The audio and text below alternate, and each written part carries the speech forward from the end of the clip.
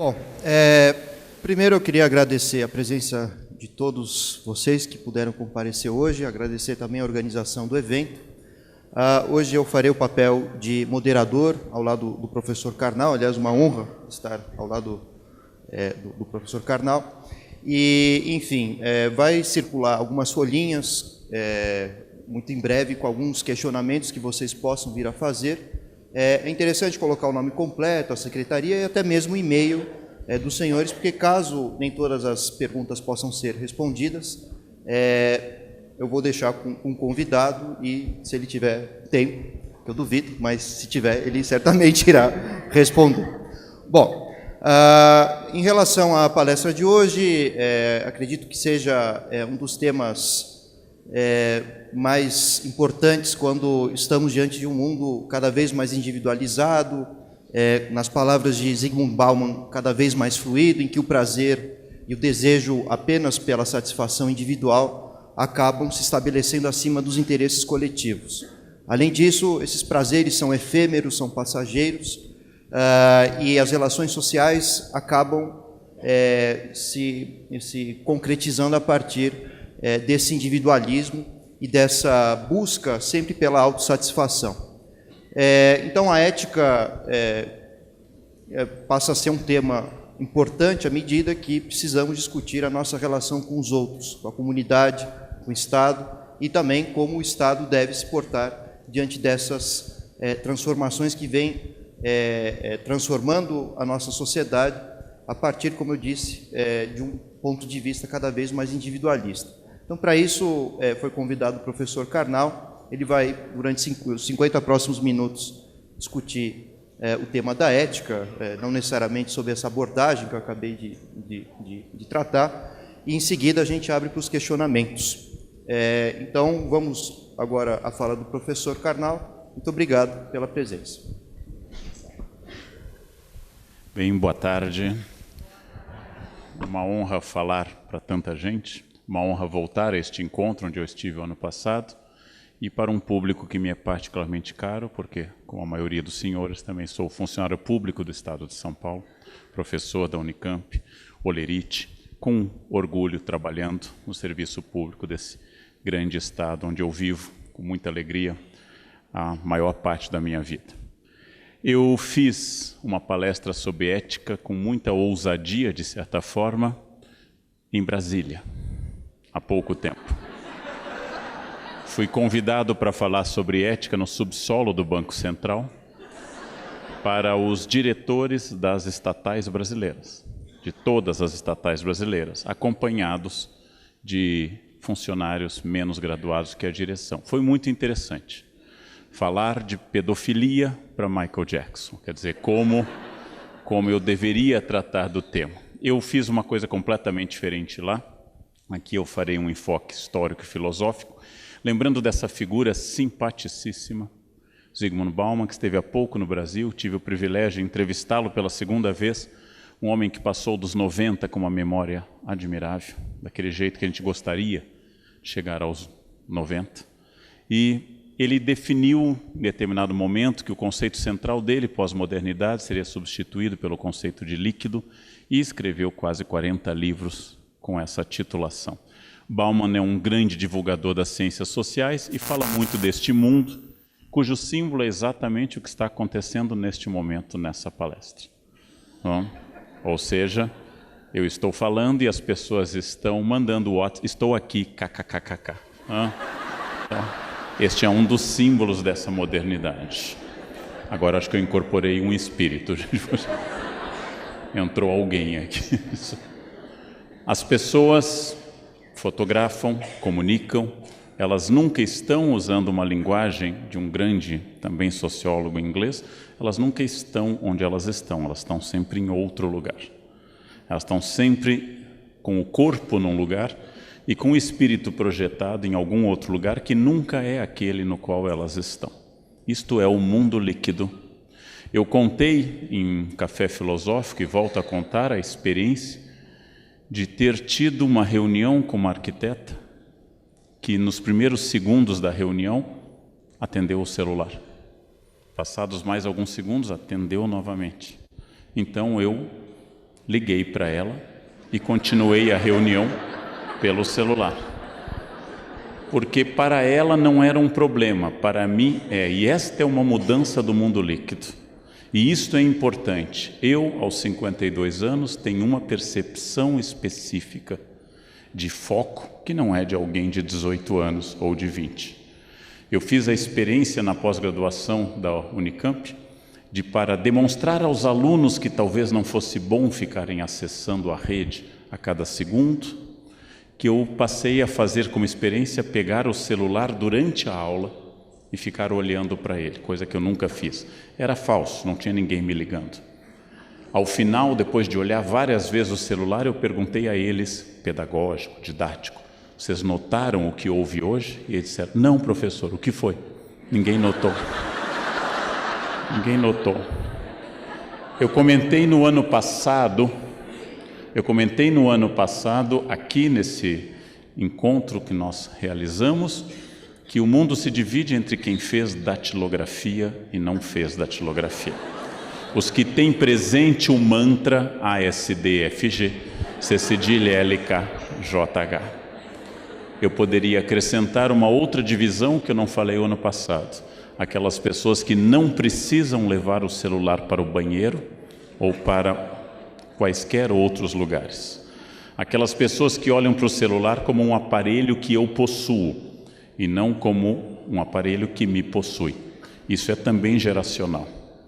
Luc Ferry diz num livro, Famille on vous aime, Família amo vocês, que família é o último motivo pelo qual nós damos a vida no Ocidente. Eu diria que há 2 motivos, contrariando o filósofo francês: família e celular.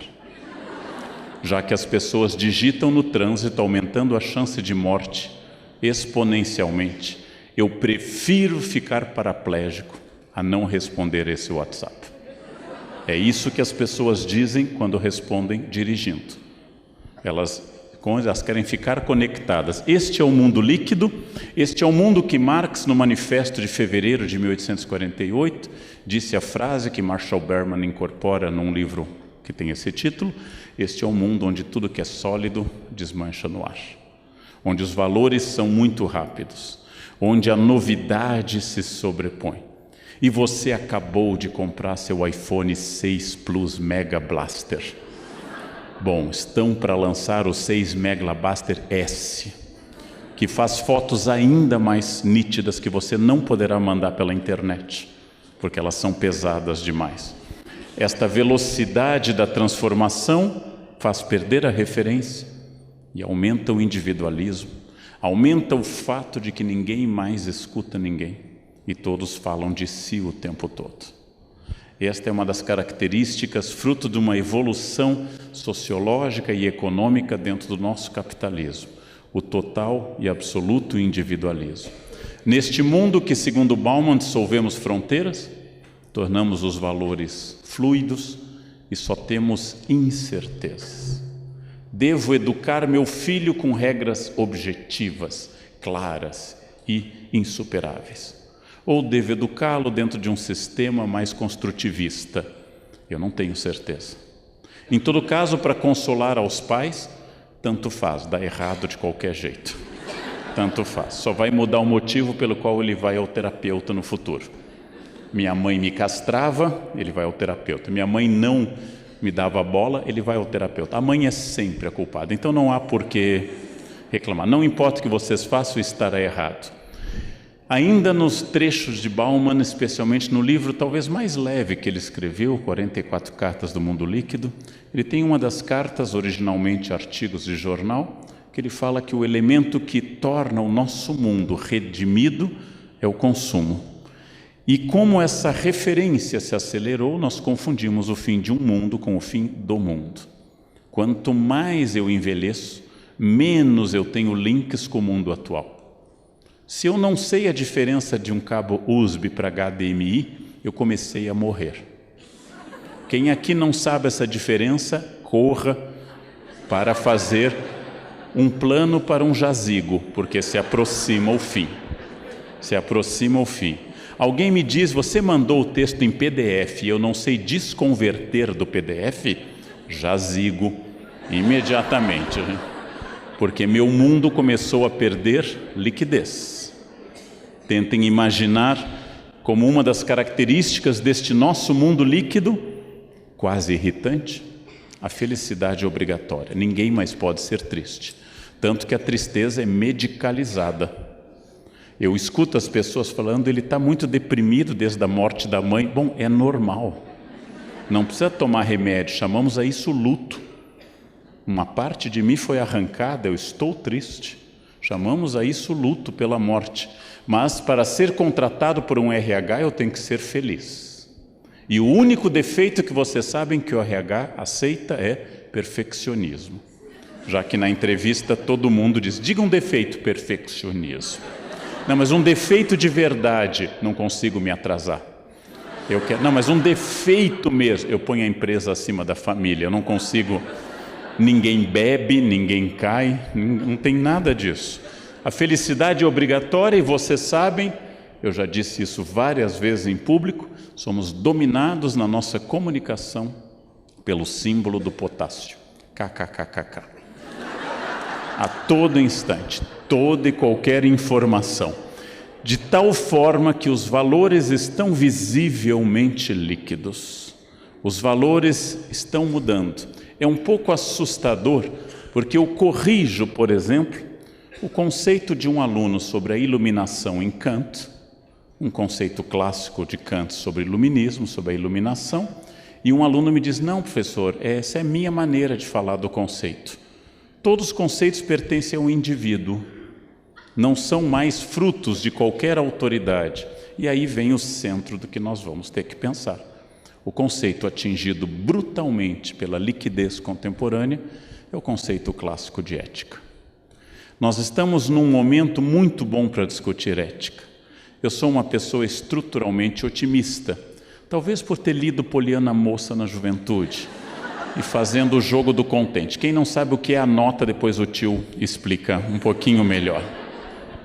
Nós podemos falar de uma grande ética pensada por pessoas como Aristóteles, que fala de valores de convívio, e podemos falar de uma pequena ética surgida nas cortes europeias, que também é chamada de etiqueta.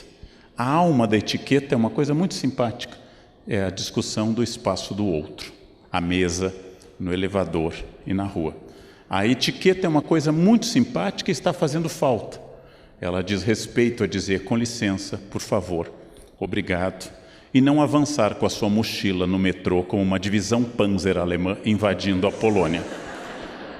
A etiqueta é muito simpática, ela não tem nada a ver com a frescura de talheres à mesa. Isso é uma invenção da burguesia decadente do século XX. A etiqueta surgiu como um espaço para dizer quem é educado e quem não é. Mas nós falaremos hoje da grande ética racional, já que a ética moral, aquilo que nós chamamos propriamente de moral, não diz respeito à filosofia, mas a um comportamento de base religiosa. Os dois são fundamentais na aventura humana.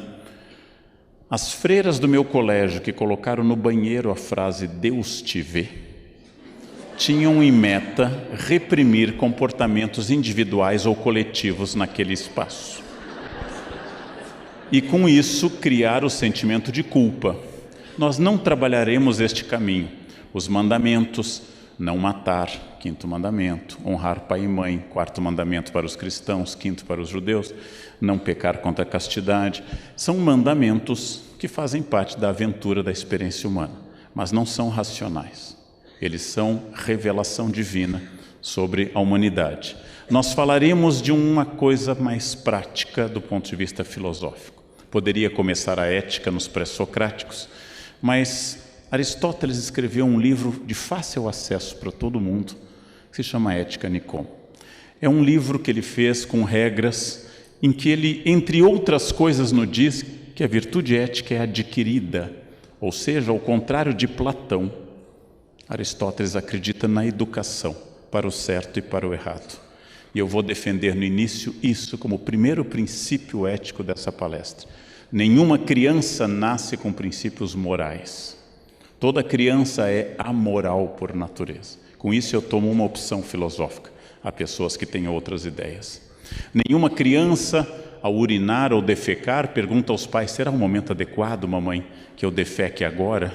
Não, elas fazem o que elas pensam naquele momento. Cabe aos adultos, num processo penoso, e ensinando o limite do outro, lentamente o certo e o errado, e começar a ensinar a virtude ética.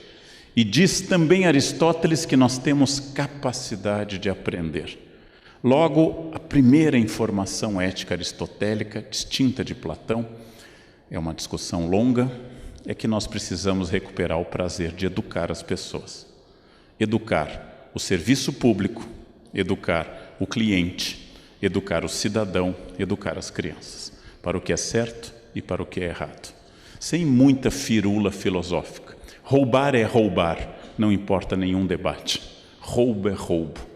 Gente honesta é honesta, gente desonesta é desonesta. E temos que voltar às coisas muito simples para poder voltar a um conceito que diz respeito a Aristóteles e a tantos outros, que é responsabilidade. O que acontece no meu campo de trabalho é minha responsabilidade. Eu faço parte deste processo. Nós vemos de uma cultura estudada no Brasil por grandes antropólogos, Roberto da Mata, por grandes historiadores, Sérgio Buarque, que tem como característica a omissão do sujeito histórico. Faz 33 anos que eu pergunto aos meus alunos a seguinte ideia: você está atrasado? E o aluno me responde: não, foi o ônibus. Vejam, a única resposta a alguém atrasado é sim, eu estou atrasado. E o motivo foi o ônibus. Mas ninguém jamais me disse isso. Não, o despertador não tocou. O celular caiu a bateria. Eu não ajustei por horário de verão. Ninguém me diz: sim, professor, eu estou atrasado. Porque nós sempre tiramos o nosso eu. Os brasileiros dizem uma frase obscura, muito estranha: o povo não sabe votar. É muito estranha essa frase, porque pressupõe, em primeiro lugar, que eu seja o aristocrata, que eu não seja povo, e que eu saiba votar. Esta frase está apontando um dedo para alguém sem observar os três que estão apontados para mim. Se o brasileiro não sabe votar, eu sou. É a mesma questão que eu discuti no livro Pecar e Perdoar. Uma entrevista, uma pesquisa feita pelo Ibope, mostra que 95% dos brasileiros se acham alvo de inveja, mas não encontraram na pesquisa um único invejoso. É um mistério. É um mistério. Todos somos invejados. Não sei exatamente, mas todos somos, mas não há nenhum invejoso.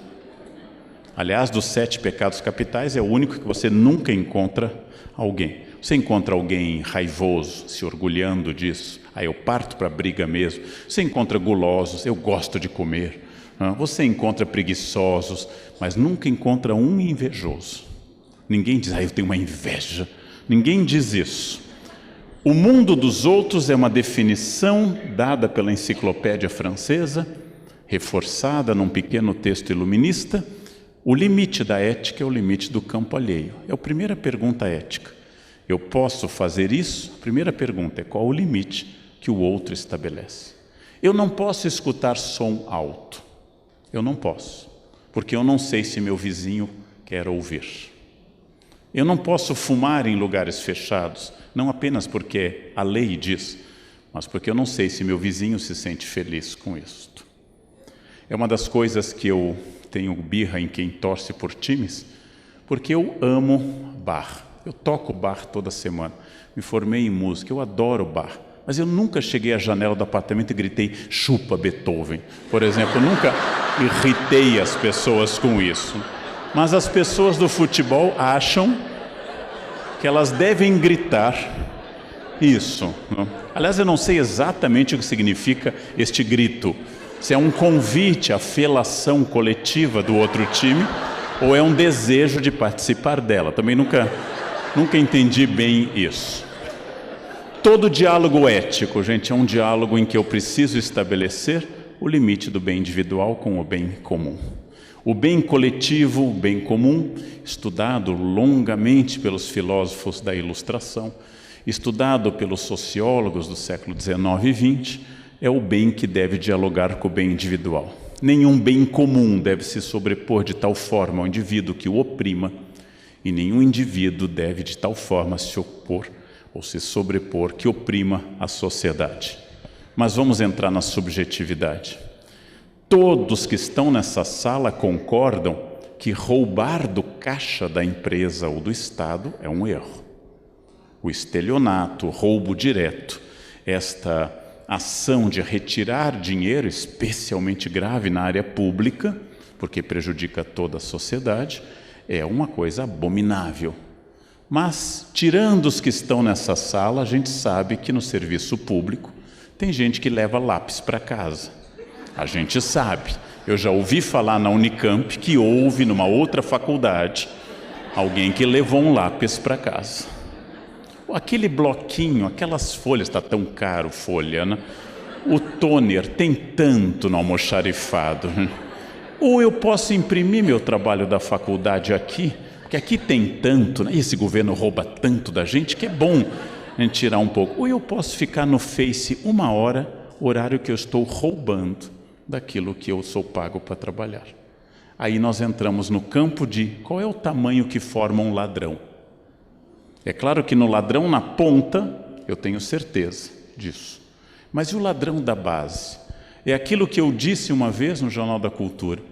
Não é o caso do meu dentista, mas a maior parte dos dentistas fica 1 hora escrafunchando seus dentes, reclamando da falta de ética do governo, qual eu os apoio inteiramente.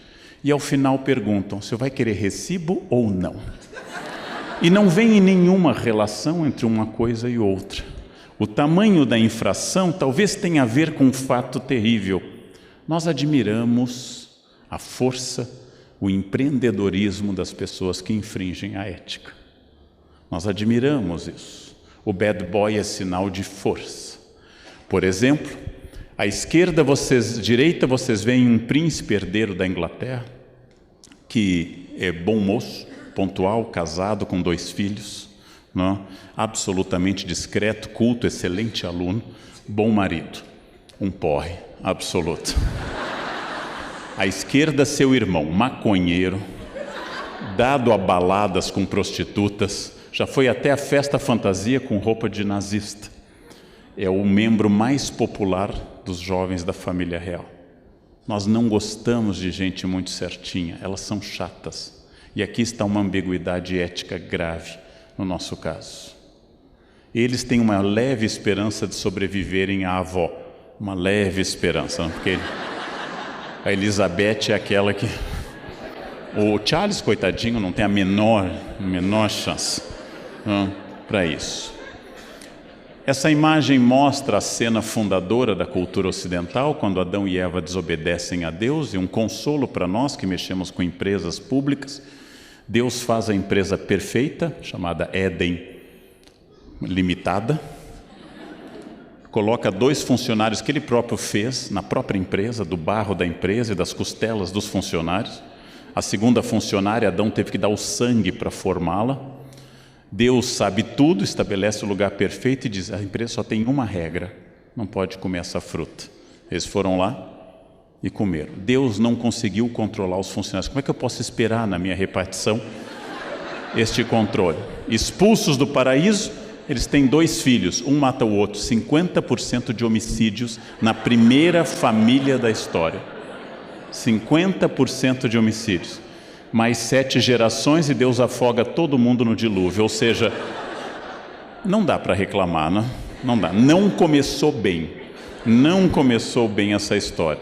Mas Adão e Eva só são o que são, humanos, porque desobedeceram, porque quebraram a norma dada pelo Criador. A Bíblia teria terminado no capítulo 2 do Gênesis, se eles não tivessem desobedecido. Todos os dias eles continuariam felizes. Esse trecho do Paraíso Perdido, um poema do século XVII de John Milton, diz uma coisa muito interessante. Nesse poema que narra a queda do homem, o demônio é atirado na terra pelas forças do arcanjo Miguel, e seu general, Satanás, pergunta que coisa terrível, e ele diz essa frase, eu prefiro reinar no inferno do que servir no paraíso. É essa rebeldia que é admirada pelas pessoas. É essa rebeldia. Não se enganem, Professor do ensino médio fundamental, que tem aquela aluna, em geral chamada Cândida, que senta na primeira fileira, com tecidinho branco de organdi, com cadernos organizados, e está feliz. Ai, professor, estou louco para começar a matéria. É uma perturbada, essa menina. Ninguém pode estar louco para começar a matéria, gente. Não aos 12 anos de idade. E aí você entra na semana seguinte, o senhor parou aqui, eu estudei em casa. Morra, né? Nós não gostamos. Não se espalhe isso. Mas os professores têm simpatia pelos rebeldes do fundão, porque eles parecem mais cheios de vida do que a Cândida, com vestido de organdi e casinha de abelha. Jovens, mais uma palavra, casinha de abelha. Anotem que o tio depois faz um vocabulário. A leitura biologizante de que nós somos quase 98% do nosso código genético é animal, nós descendemos de símios, somos parentes de orangotangos e gorilas, não? Estamos ainda em processo de evolução. Os orangotangos, os gorilas, os chimpanzés, os macacos bonomo, que são nossos primos diretos, eles passam um dia dedicado ao seu prazer, reprodução, alimentação, sono, defecam, e no dia seguinte a mesma coisa. Não desenvolvem discurso moral, mas no mundo contemporâneo essa leitura biologizante tornou-se essa espécie de contradição. É característico do nosso mundo que a vontade, querer fazer algo, significa poder. Porque não há mais empecilho ético à minha ação. Querer é poder.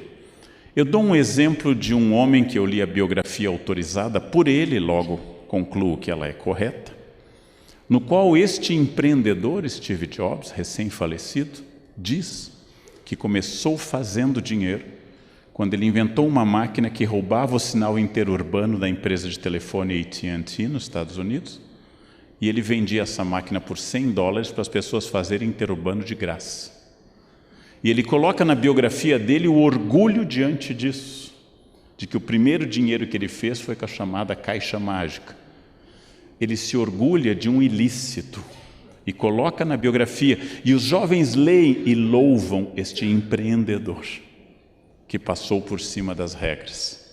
Quando ele se descobriu portador de um câncer, ele decidiu vencê-lo, não com o que os médicos diziam, quimioterapia. Decidiu tomar suco de tomate, fazer meditação e se tratar com terapias alternativas. Como o câncer não é muito homeopático nem alternativo, ele morreu porque até o câncer ele quis ser inovador. Ele quis fugir da regra. A ética, gente, é acima de tudo uma capacidade de eu estabelecer diálogo. Não existe sociedade civilizada no qual não haja diálogo. Me preocupa e não depende da posição política das pessoas. Não é uma proposta política o que eu vou dizer. Me preocupa quando uma pessoa diz algo e a outra bate panela, porque aí não tem mais diálogo. Bater panela é todo protesto é válido e as críticas ao governo são bem-vindas, é importante na democracia, mas eu devo ouvir uma proposta e dizer não aceito e não concordo. Nós não ouvimos mais. Eu me sinto casado com o governo, não ouço e não tem sexo. É um casamento total, não ouço nada e não tem sexo. O inferno são os outros, dizia Jean-Paul Sartre na peça Entre Quatro Paredes, We Close. Só que a gente esquece de pensar que se é verdade que o inferno são os outros, o paraíso também está nos outros. Isto que Gandhi disse de uma forma genial, eu devo ser a transformação que eu quero ver no mundo, ou como diz o Greenpeace, agir localmente e pensar globalmente, é a grande transformação ética. Eu não estou preocupado se os americanos reciclam lixo, eu vou reciclar.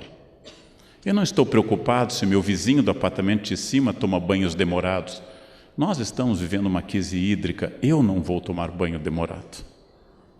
Ou seja, eu serei a transformação que eu quero ver no mundo. E eu vou parar de esperar que o mundo se transforme para me aceitar.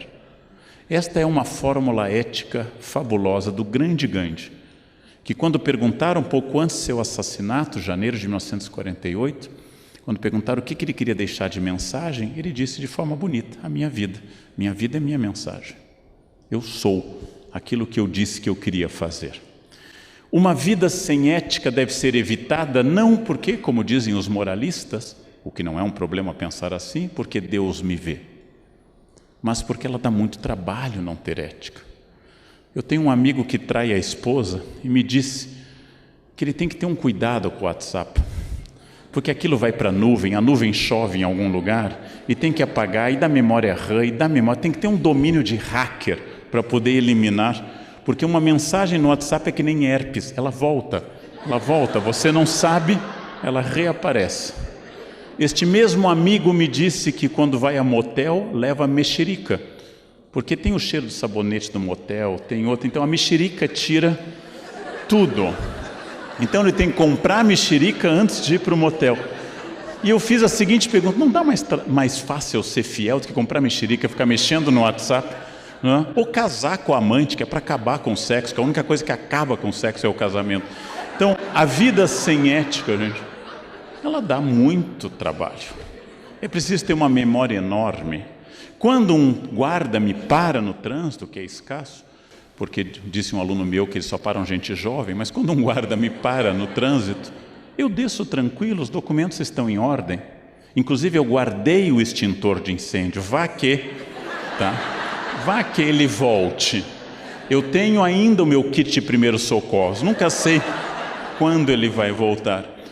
Eu desço tranquilo para ter em contato com o guarda, porque meu carro está em ordem, meus documentos estão em ordem, eu sou obcecado com a data de validade da carteira de motorista e assim por diante. Dá menos trabalho ir ao poupa-tempo da Lapa, que é maravilhoso no meu caso, que moro na Zona Oeste, dá menos trabalho do que ficar fugindo de blitz e indo para lá. Não, hoje eu escapei. Vai no poupa-tempo e faz a sua carteira, animal. É fácil. Mas as pessoas ficam dando uma coisa enorme, que é aquilo que eu digo para aluno colador: levou horas escrevendo aquela cola, dava para ter estudado. A junção da tradição moral que formou o Ocidente com a reflexão ética sugerida pela filosofia, que forma o caráter bom ou mau das pessoas, torna aquilo que o Luc Ferry, num livro, chama de vida válida. Bauman, ainda utilizando seu conceito anterior a 1985, chama de ética pós-moderna. Este pequeno livro que a editora Paulus traduziu faz essa reflexão importante. Como ser ético num mundo onde hoje ser ético é igual a ser babaca? Como ser honesto num mundo onde desonestidade leva longe na carreira política? Como defender valores neste mundo? O Bauman responde algumas dessas questões que eu recomendo aos senhores. Eu quero falar brevemente de um filme argentino genial chamado Relatos Selvagens. Quem não viu, eu vou contar o final logo, não morram, não tem o que fazer. É para aprenderem a acompanhar cinema com mais frequência. Este filme genial do Zifron, ele conta 6 casos em que a ética é quebrada e que a sociabilidade dá lugar à astúcia e à violência. O primeiro é de um jovem que decide colocar num avião, Pasternak, todos os seus inimigos: a namorada que o traiu, ao lado do professor que o reprovou na banca de doutorado. O cara que traiu com a namorada está sentado lá atrás. Ele coloca todos num avião e joga o avião sobre a casa dos pais. Botar num Boeing todo mundo que te irritou na vida. Não sei se caberia, alguns precisariam de maior. Aqui nós temos uma lição que depois se tornou meio trágica, porque meses depois do início do filme, um alemão depressivo jogou o avião contra o território francês. O segundo episódio se chama Las Ratas. Esta jovem de verde teve que fugir do interior porque sua vida foi destruída por um agiota, seu pai se matou, sua mãe foi assediada sexualmente pelo agiota. Ela foi para um restaurante no interior e o agiota chegou para comer. E essa cozinheira que está ao lado dela sugere: coloque veneno de rato na comida dele, mate. E eles descobrem que o veneno de rato está vencido.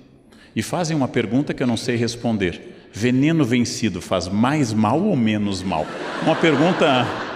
Isso é uma pergunta complexa em química, né?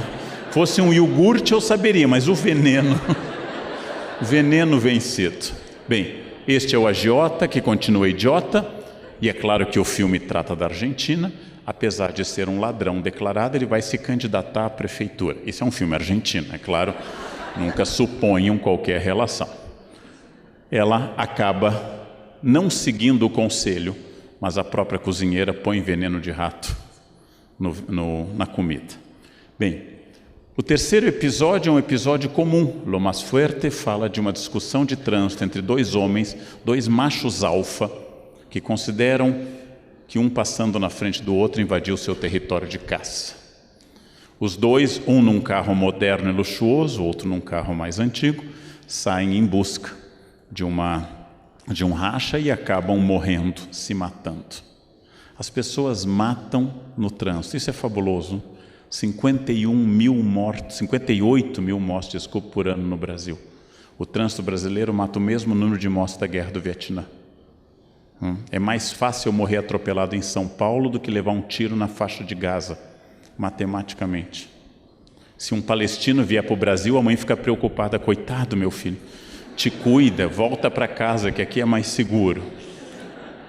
O senhor Bombita trata de uma questão muito importante. Um engenheiro de demolição decide que ele foi injustamente multado e começa a reclamar. Ele é honesto. Ele começa a sofrer cada vez mais até ir para a cadeia por explodir o setor de multas da prefeitura. E na cadeia ele passa a ser admirado por esse motivo. La Propuesta narra um policial corrupto, um advogado sem caráter e um rico sem moral. 3 personagens ficcionais criadas pelo Zifro. O que ilustra são as dentadas de tubarão, as arcadas de tubarão que estão, e eles estão discutindo quanto vale a inocência do filho que atropelou e matou uma pessoa. O último é o mais divertido, até que a morte nos separe. A noiva está casando feliz, está no apogeu do seu dia de noiva e descobre que seu recém-casado marido a trai. Ela fica tão desesperada que sobe para o teto do buffet e quer se matar. Lá ela encontra um cozinheiro que estava fumando, ele a consola, vai consolando. Rola um weather entre eles, um clima, e eles acabam tendo uma relação. No meio da relação entra o marido, que a procura. E ela, giving para o cozinheiro, ela não para. Giving, ela diz ao marido: eu nunca vou me separar de você, que é a pior praga que se pode lançar. Eu nunca vou te abandonar até o fim da vida. E ele vomita, é uma informação tão poderosa que ele vomita. Eles voltam para o buffet, ela dança com a rival, joga no vidro, se corta, e ela quer que a festa continue. E no final, eles discutem tanto, com tanta violência, que se olham pela primeira vez. E pela primeira vez sem máscaras. Ela já perdeu o aplique. Elas estão se olhando pela primeira vez sem máscaras, ele é adúltero, ela já adúltera também, e os dois se apaixonam pela primeira vez. Veja, um caso de amor interessante, bonito, né? Bonito, encerra com essa mensagem bonita. Este filme nos faz refletir sobre ética e cotidiano, mas se vocês preferirem, tem um mais fácil de encontrar do que Relatos Selvagens, que é O Lobo de Wall Street. É o filme mais bem elaborado sobre discursos motivacionais. Porque esse filme me convenceu que o Leonardo DiCaprio trabalha bem. Antes eu achava um mau ator. A cena dele drogado é uma cena impressionante do cinema. Ele faz discursos motivacionais para os funcionários. E os discursos são tocantes, modelos de festa de firma. Modelos. E é muito interessante como funciona o mundo quando o mundo deixa de funcionar. Quais são as regras de um mundo sem regras? Estes filmes vão ajudá-los a refletir sobre isso. Encaminhando para uma conclusão, temos que pensar que vivemos hoje, em outubro de 2015, um naufrágio ético. Os poderes públicos disputam de tal forma que vocês devem lembrar que, caindo a presidente e o vice, quem assume é o Cunha. Olhem a nossa situação. Se vocês não gostarem de Beelzebub, Satanás está esperando. Eu recomendaria como lição de casa que vocês estudassem a biografia do vice-presidente da Câmara, que é a opção que vem depois do Cunha. Para quem quiser se sentir deprimido mesmo hoje, estudem isso. As pessoas protestavam pela falta de ética, colocando a camiseta da CBF e da FIFA, e iam para a Paulista, 2 instituições afogadas na falta de ética. E finalmente o mundo empresarial, porque de forma até positiva, é inédito no Brasil, nós paramos de falar da corrupção passiva, que é a do político, e passamos a tratar da corrupção ativa, que é a do empresário. Isso é muito importante. Começamos a perceber o outro elo, que o indivíduo e a sociedade agora podem ver com clareza essa ambiguidade possível. E lembrando aos senhores o que eu aprendi em Brasília dando essa palestra. Se nós temos hoje denúncias brutais sobre a Petrobras há um mês bateu o recorde de produção de petróleo no Brasil, 2,4 milhões de barris por dia. O que significa isso? Que a maioria da Petrobras é formada de trabalhadores como nós, dando um esforço titânico numas plataformas isoladas do mundo para que nós tenhamos chegado a esse número assombroso de 2,4 milhões de barris por dia. Ou seja, que nós ficamos olhando para as diretorias, esquecemos que aqui nessa sala, em todas as salas, o Brasil continua existindo, porque a maioria dos brasileiros é honesta, paga seus impostos, tenta evitar multas, quando leva a multa, paga suas multas e vive a sua vida em torno de trabalho, família e valores éticos. E isto é uma coisa que nós esquecemos porque nós passamos a confundir o Estado com a sociedade. Nós esquecemos deste detalhe. Sérgio Buarque trabalhou com a ideia de homem cordial, significando que o brasileiro funciona do ponto de vista muito passional ou muito emotivo. E eu vou buscar numa raiz um tema. Vou buscar numa raiz um tema que é a Carta de Caminha. Caminha escreveu o primeiro documento sobre o Brasil e ao final da Carta do Caminha ele diz que a terra foi descoberta, das suas características, e diz o seguinte: ele pede ao rei que mande vir da ilha de São Tomé a Jorge de Osório, meu genro. Ele está pedindo ao rei um emprego para um familiar. Não é corrupção, porque no antigo regime não há concurso público. Ele não está infringindo uma regra. A única forma de ser contratado é a indicação real. Mas o Brasil começa com essa relação pessoal. Professor, o senhor vai tirar minha prova? Eu achei que nós éramos amigos. E eu respondo, amigos sim, cúmplices não. Quer dizer, a ética não depende da minha relação afetiva com você. Ela depende de regras morais. Muitas vezes eu achei que o senhor gostasse de mim, eu gosto de você, mas eu odeio o deslize ético. É uma pergunta comum no Brasil. E para piorar, isto é muito importante nós termos claro. Nós somos o país que manteve por 388 anos, dos nossos 515, a barbárie da escravidão. O que significa? Que, em primeiro lugar, o campo do trabalho foi contaminado pela noção de que trabalho é coisa de escravo. Até hoje, quando se sai para dar aula, alguém canta na sala dos professores, lê, lê, lê, lê, lê, a música da Isaura. Quem não lembra, anota que o tio fala depois disso também. O fato de que uma parte da sociedade portuguesa e brasileira se achou no direito de trazer seres humanos à força, através de uma viagem fatal na África, e submetê-los a um serviço não remunerado e aviltante de destruição do valor humano, explica essa imagem do início do século XIX, explica por que é que os operários do Brasil começaram a ganhar direitos em 1930 e as domésticas ganharam os direitos plenos em 2015. Fundo de garantia foi aprovado este ano. É a sobrevivência da barbárie da escravidão. É a sobrevivência da ideia denunciada de forma suave em filmes como Que Horas Que Ela Volta, com a Regina Casé, que eu recomendo aos senhores, denunciada essa desigualdade, essa desumanidade que nós transformamos essa herança bárbara. Se um branco for às compras ou ao passeio com 2 outros seres humanos carregando, um levando o lanche atrás, uma senhora, e outro o guarda-chuva. Essa é uma ideia que marcou as relações de trabalho pela falta de ética até hoje.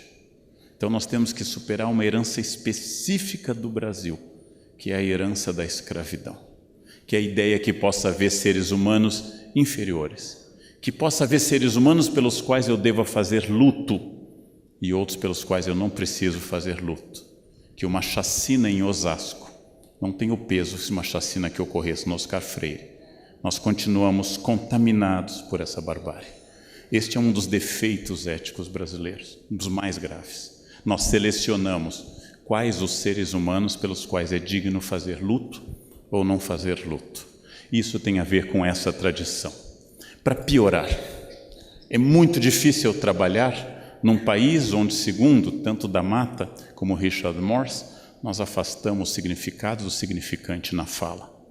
Em outras palavras, onde a pessoa que me diz, eu vou estar chegando tipo umas 9, seja qualquer coisa entre 9 e a segunda vinda de Jesus, ou seja, que eu não tenha a menor ideia a esse respeito. O fato de que nossa fala não contém ação concreta. Quem pode fazer esse relatório? Ela não contém ação concreta, é uma grande questão. E o problema eterno, o mais grave, aquele que mais nós devíamos deter, é o duplo discurso de exigência ética absoluta para os outros, especialmente para os governantes, o que é correto, mas uma frouxidão absoluta com a exigência da minha ética. Ou seja, a ética dos outros é uma ética duríssima, a minha ética é uma ética frouxa. Quando eu começar a pensar objetivamente, que é muito grave, talvez seja a coisa mais grave, alguém desviar dinheiro público para benefício privado, é menos grave, mas continua sendo grave, estacionar na vaga de idoso ou de cadeirante. É menos grave, prejudica menos gente, mas continua sendo um deslize ético. É muito grave furar a fila. É muito grave comprar carteira de estudante para ter direito à meia entrada. É muito grave fazer essas coisas. Não é a coisa mais grave do mundo. A podridão política tira dinheiro da merenda escolar para o apartamento em Miami. Isto é o limite da barbárie. Por que ser ético? Por que seguir a ética? Por que tentar ser bom? Por que implantar normas? Talvez o mais fácil seja respondendo com países onde a resposta foi não, que é a Síria. A Síria deu não a essas respostas. Não quero dialogar com você, não quero estabelecer contato ético, não respeito seu direito à existência. Resultado, a população inteira da Síria está se jogando no mar, porque não é mais possível ficar em terra. Este ponto de barbárie é a falência da ética. Não cabe ao governo implantar o paraíso, cabe ao governo evitar o inferno. É a frase de João Pereira Coutinho num livro conservador. Não cabe a cada um de nós implantar o paraíso no mundo. Não é possível, talvez, mas é possível imaginar que ao menos no meu pequeno universo, onde eu trabalho, no meu serviço público, na minha família, nas ruas da minha cidade, quando eu dirijo, que aquele espaço seja o mais ético possível, seja o mais cheio de valores, porque isso torna a vida viável, não porque alguém esteja me olhando, mas porque eu vivo naquele espaço. E esta é a grande questão ética, é o grande desafio que, com esperança, eu noto neste momento brasileiro. Nós estamos num desafio ético enorme e na chance de mudar tudo. A crise econômica tornou a ética visível, porque em época de abundância econômica ninguém critica a falta de ética. Crimes maiores cometidos no passado foram deixados de lado. Desemprego e inflação nos tornam mais aristotélicos. Farinha pouca, meu pirão primeiro. Estamos mais egoístas. Isso talvez seja bom. Chegou a hora de fazer uma transformação que começa com cada um de nós. É essa questão que hoje me preocupa muito, que hoje me anima muito. Imaginar um país grande, diverso, com mais de 200 milhões de habitantes, com pessoas muito variadas, falando grosso modo a mesma língua, com uma certa tradição histórica, quase todo mundo.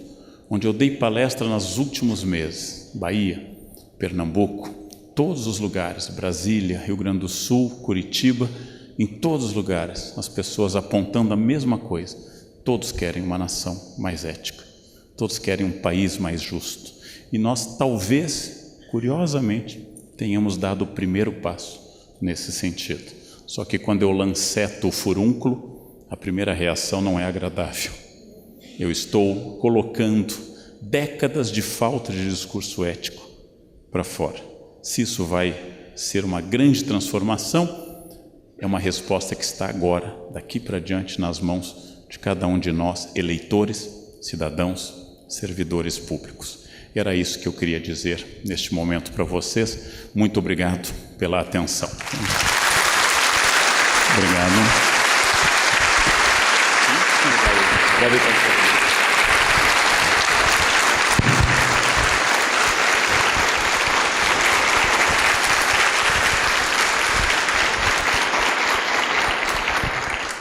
Bom, queria agradecer ao professor Karnal pela brilhante palestra e agora a gente abre para a discussão. Gostaria de receber papeizinhos de vocês com algumas questões, identifiquem o nome, a secretaria e também o e-mail, caso não seja possível responder a essas questões. Enquanto vocês elaboram alguma questão, eu vou fazer a minha questão ao professor Karnal. O senhor apresentou a noção de ética a todos nós, mas há um perfil da nossa sociedade que, de certa forma, legitima o jeitinho, a malandragem, o que o Sérgio Buarque, também citado pelo senhor, vai chamar de cordialidade. A questão que me parece fundamental, e pensando também na gestão pública, é como, então, pensar a esfera pública, os interesses coletivos, diante de um hábito que parece ser tão distribuído na nossa sociedade, tão comum. Obrigado, Ram. A ideia do jeitinho é trabalhado pelo Roberto da Mata em livros como O que faz do Brasil, Brasil, e de alguma forma, como foi bem lembrado, pelo livro de 1936, Em Raízes do Brasil. Há um defeito brasileiro de achar que nos outros lugares não há jeitinho. Como professor, eu já ouvi várias vezes alunos dizendo: pena que os holandeses não ficaram com o Nordeste. Pena que os franceses não se instalaram aqui no Rio de Janeiro e ficaram. Pena que os ingleses não deram continuidade às suas tentativas de invadir a colônia. O que seríamos nós se tivéssemos sido colonizados por holandeses? Bom, é uma pergunta que eu posso fazer à Indonésia, que foi holandesa por mais de 3 séculos. E os franceses, eu posso perguntar ao Senegal ou à Argélia, que foram colônias francesas. E os ingleses, a Nigéria. Eu posso perguntar à Nigéria, por quê? A colonização europeia é sempre predatória. Não importa se ela for protestante, falar inglês ou francês. O nosso jeitinho é, segundo Richard Morse, uma estratégia de sobrevivência. Ao utilizar diminutivos, diz ele no livro Espelho de Próspero, e especialmente em outro livro, A Volta de Maclunaíma, ao utilizar o diminutivo eu negocio. É como, por exemplo, eu já escrevi no livro Conversas com o Jovem Professor, o aluno que eu digo, acabou o tempo de prova, e todos os alunos do Brasil dizem a mesma coisa. E vocês sabem que coisa é essa. Acabou o tempo de prova. O que vocês diriam, ó irmãos brasileiros? Só mais um pouquinho. O que significa isso? Ele não vai entregar a prova, mas ele não vai me enfrentar. O jeitinho é a maneira de dizer, não, acabou o tempo, mas eu vou continuar fazendo do meu jeito. Mas ele não me diz, venha pegar se você for homem. Ele não me diz isso. Ao dizer uma coisa dessa, ele negocia. E o Richard Morse interpreta isso como uma maneira de eu atender a autoridade sem obedecer. A lei do rei se acata, mas não se cumpre. Um amigo estrangeiro me perguntou uma coisa que eu não sei responder. Tenho muitos amigos no exterior e perguntou, como é que é essa história de que a lei não pegou? Como é que lei não pega? E eu disse, eu também não sei explicar, mas tem lei que pega e tem lei que não pega. Eu não sei explicar isso, porque nos Estados Unidos lei é lei, lei é lei. Não é assim, não é essa eu não gostei, eu vou deixar. Não? É difícil explicar o Brasil para estrangeiros, mas também temos que ter o cuidado de não interpretar o exterior como paraíso. O nosso índice de suicídios por 100 mil, segundo o IBGE, é de 15,8 brasileiros por 100 mil.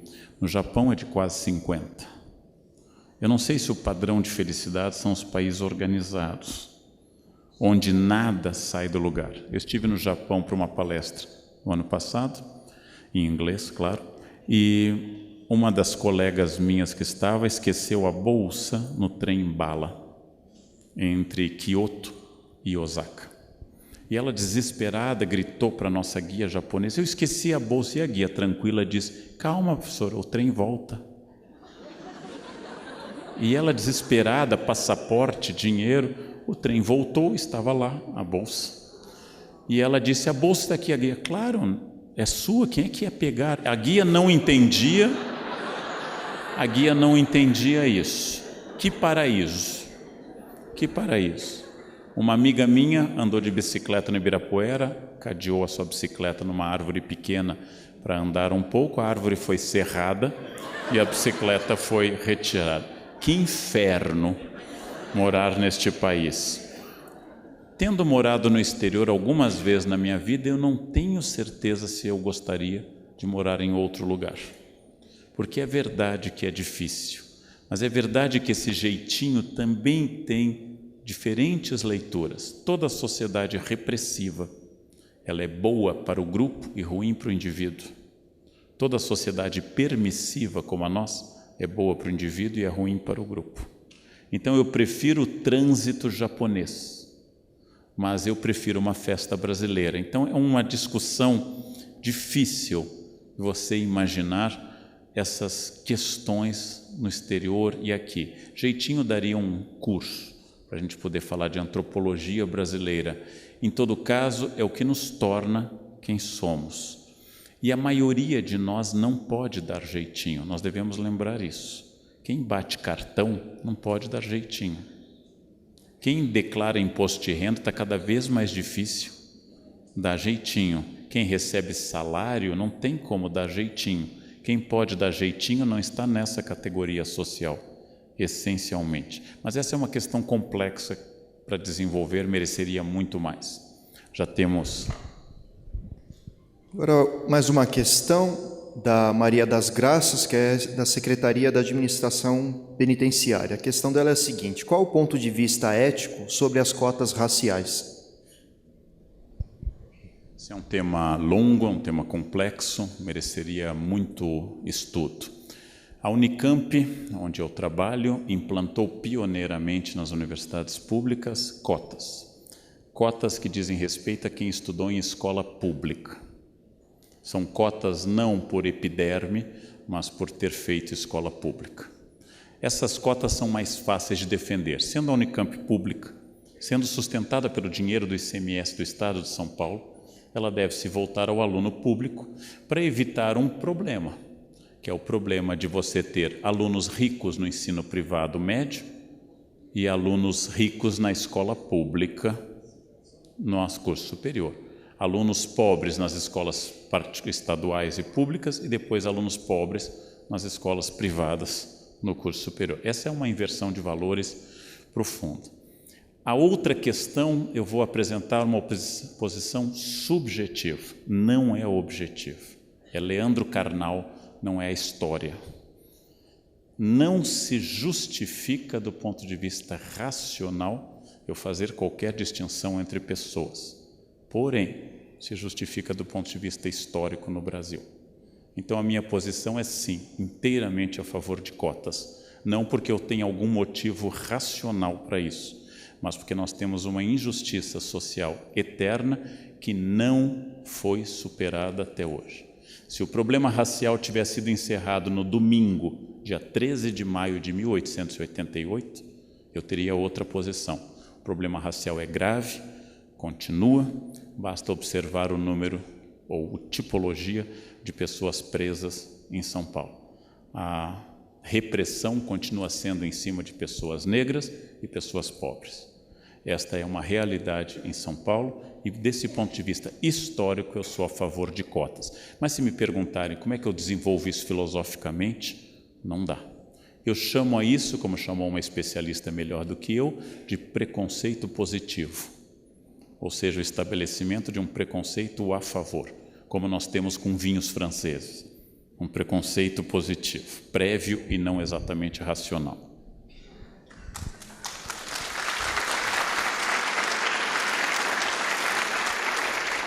Bom, mais uma questão aqui, aparentemente não temos novas questões, né? Então acredito que essa seja a última. Eventualmente, se quiserem entregar outras, eu entrego nas mãos do professor Karnal. Bom, quem fez a questão não se identificou apenas como do HC da USP, né? E a questão é mais ou menos a seguinte: como conciliar, do ponto de vista da gestão pública, a competência dos funcionários concursados, né, pelo que eu entendi, com os cargos comissionados, que são os melhores e direcionados para pessoas que são direcionadas, aliás, são oriundas de fora da própria instituição. Ou seja, de que maneira trabalhar isso com os funcionários subordinados que não são valorizados adequadamente? É isso que eu entendi da questão, pelo menos. Questão fácil de responder, né? Boa. A gestão pública começou um esforço que eu dataria do Estado Novo, com a fundação do DASP, e com certeza do fim do Estado Novo, com a fundação das duas GVs, como instituições para a qualificação e profissionalização do funcionário público brasileiro. Funcionários que não tinham estabilidade no segundo reinado eram alvo da chamada derrubada. Quando um governo assumia, derrubava todos que pertenciam à gestão anterior, causando um caos administrativo permanente. Inventamos a estabilidade para criar um corpo estável de servidores da nação. Essa é a ideia. É uma anomalia que os cargos comissionados não sejam dos funcionários concursados. É uma anomalia jurídica, porque se eu não tenho pessoas qualificadas, caberia ao Estado essa qualificação. Eu não posso dizer, a minha empregada não sabe lavar louça. Se eu tenho uma tarefa e tenho um funcionário, ele tem que ser qualificado para isso, porque parte do processo pertence a quem contrata e parte a quem é contratado. Sabemos que a estabilidade também tem seus efeitos negativos sobre a produtividade. Sabemos que a acomodação e a zona de conforto é uma das essências do ser humano. Zona de conforto é uma coisa tão poderosa que a minha orientadora da USP, doutora Janice, contou um episódio quando presa no regime militar e torturada, ela teve o mesmo torturador por 4 meses. Ele a tirava da cela, dava uns tapas, queimava com cigarro e começava a fazer as perguntas típicas da paranoia de um torturador. Durante meses ela apanhou da mesma pessoa e um dia chegou um torturador novo. Ela disse que nunca sentiu tanto medo na vida dela, porque ela não sabia o que ele iria fazer. Até torturador cria zona de conforto. Chamamos a isso tortura ou casamento, ou seja, aquilo de que o problema que eu tenho conhecido é melhor do que qualquer desafio desconhecido. Então, é preciso pensar todos os limites e as dificuldades dessas questões. O discurso liberal, o discurso que dominou a partir dos anos 90 nos Estados Unidos e na Inglaterra, com Reagan e Thatcher, o discurso que atingiu o Brasil na figura de Collor, o discurso neoliberal, ele é um discurso que fez crer que essa nação não progride porque tem funcionários públicos. E ela só progrediria se só tivesse mão de obra privada. Então, faz crer que as empresas privadas, que dizem respeito à lógica do lucro imediato, sejam as empresas onde o funcionário é mais ético, mais bem tratado, elas respeitam mais o meio ambiente e assim por diante. A esse respeito, citando um colega meu da Unicamp, por que ele faz vacinas no hospital da Unicamp e não em clínica particular? Porque lá o funcionário vai jogar fora o lote de vacina vencida. Porque ele é um funcionário público que não responde ao lucro do laboratório francês, e na clínica particular, talvez ele não vá jogar fora o lote de vacina, porque ele tem um patrão que vai perder dinheiro com isso. Então voltamos a essa questão. É uma questão complexa que mereceria uma outra palestra, que é a imagem do funcionário público brasileiro, inclusive através de um dos seus grandes mentores, que foi Machado de Assis, funcionário público exemplar até sua morte em 1908. Então fazer um estudo sobre essa imagem ao longo da República e do Império seria muito interessante.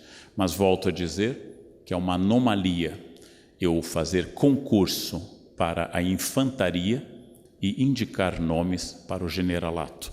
É uma anomalia jurídica, em vários sentidos.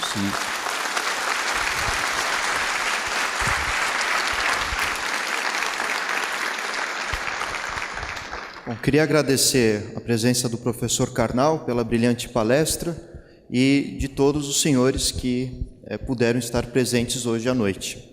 Enfim, aqui a gente encerra essa primeira noite, né, se eu não me engano, e agora fica por conta da organização. Obrigada ao nosso palestrante, obrigada ao nosso moderador. Nós encerramos aqui, como disse o nosso moderador, o primeiro dia do 4º Congresso sobre Gestão de Pessoas no Setor Público Paulista. Lembramos a todos que amanhã as atividades do nosso congresso terão início pontualmente às 9 horas e a entrada estará liberada a partir das 8 horas. Então, um ótimo retorno a todos vocês, uma ótima noite. Nos vemos amanhã.